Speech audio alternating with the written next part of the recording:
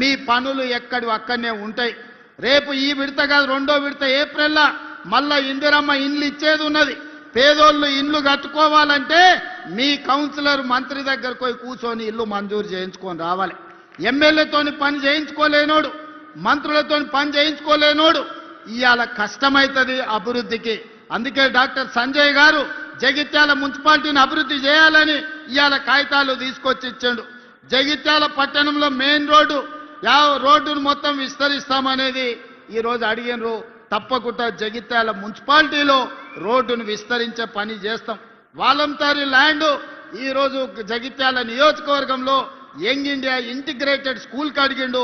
తప్పకుండా వాటిని అమలు చేసే పని చేస్తాం.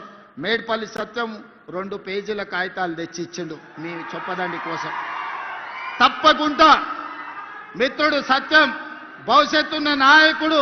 ఈరోజు జిల్లా పార్టీ అధ్యక్షుడే కాదు, రేపు భవిష్యత్తులో రాష్ట్ర స్థాయికి ఎదగాల్సిన నాయకుడు, యువకుడు, మంచి యువకుడు మీకు ఎమ్మెల్యేగా ఉన్నాడు.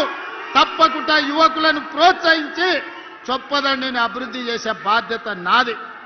అదే విధంగా ఇవాళ గుళ్ళ గురించి వేములవాడ మా ఆది శ్రీనివాస్ అన్న నువ్వు రావాలి అని నన్ను అడిగిన. వేములవాడ రాజన్న దర్శనం నేను పోదామని మొత్తం తయారు చేసిన. ఎంబడే కొంతమంది పెద్ద మనుషులు వచ్చారు. అన్న వేములవాడ పోయిన వాళ్ళకి ఎవరికి పదవి ఉండలేదు, పోయి వచ్చినాక పదవి పోతుందని వచ్చి నాకు చెవులో చెప్పారు. నాకు అర్థం కాలే. అయ్యా నేను పోతున్నది హరిహర మహాదేవుని దగ్గరికి, శివయ్య దగ్గరికి నేను పోతే వచ్చిన సమస్య ఏంది, అదెట్లనో చూద్దాం. ఇట్లాంటి అపవాదులు శివయ్య మీద ఉండొద్దు, ఏదేమైనా సరే నేను వస్తపా అని వేములవాడ రాజన్నను దర్శనం చేసుకుని 150 కోట్ల రూపాయలు నిధులు కేసీఆర్ మాట ఇచ్చి శివయ్యను మోసం చేస్తే వేములవాడ రాజన్న అభివృద్ధికి 150 కోట్ల రూపాయలు మంజూరు చేసి ఇవాళ పనులు జరుగుతున్నాయి.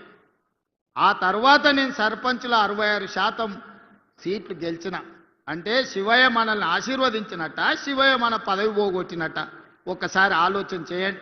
ఇవాళ అదే కాదు, మా ధర్మపురి లక్ష్మీ నరసింహస్వామి మందిరాన్ని గురించి మా లక్ష్మణ్ చెప్తున్నాడు, కొండగట్టు హనుమంతుని గురించి మా సత్యం చెప్తున్నాడు, మా వేదిక మీద ఒక్కొక్కరు ఒక్కొక్క మందిరం గురించి చెప్పారు.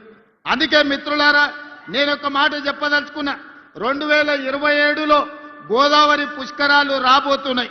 ఈ గోదావరి పుష్కరాల కోసం ఆదిలాబాదు బాసర నుంచి ఖమ్మం జిల్లా భద్రాచలం వరకు ఎన్ని టెంపుల్స్ ఉన్నాయో, ఎన్ని గుడులు ఉన్నాయో, చిన్న కాళేశ్వరం నుంచి మొదలు పెడితే మంతన్లో ఉండే టెంపుల్స్ నుంచి ప్రతి మందిరానికి పూర్తి స్థాయిలో ప్రణాళిక చేసి వీటికి అవసరమైతే 4-5 వేల కోట్ల రూపాయలు ఖర్చైనా ఈ మందిరాలన్నిటిని అభివృద్ధి చేసే బాధ్యత నేను తీసుకుంటా. చంద్రశేఖరరావు లాగా మాటిచ్చి మోసం చేసుడు, జీవోలు ఇచ్చి రూపాయి ఇదల్చకపోవడం లాంటి పనులు చెయ్యను. అన్నిటికీ అంచనాలను చేపిస్తా. మీడియా మిత్రులారా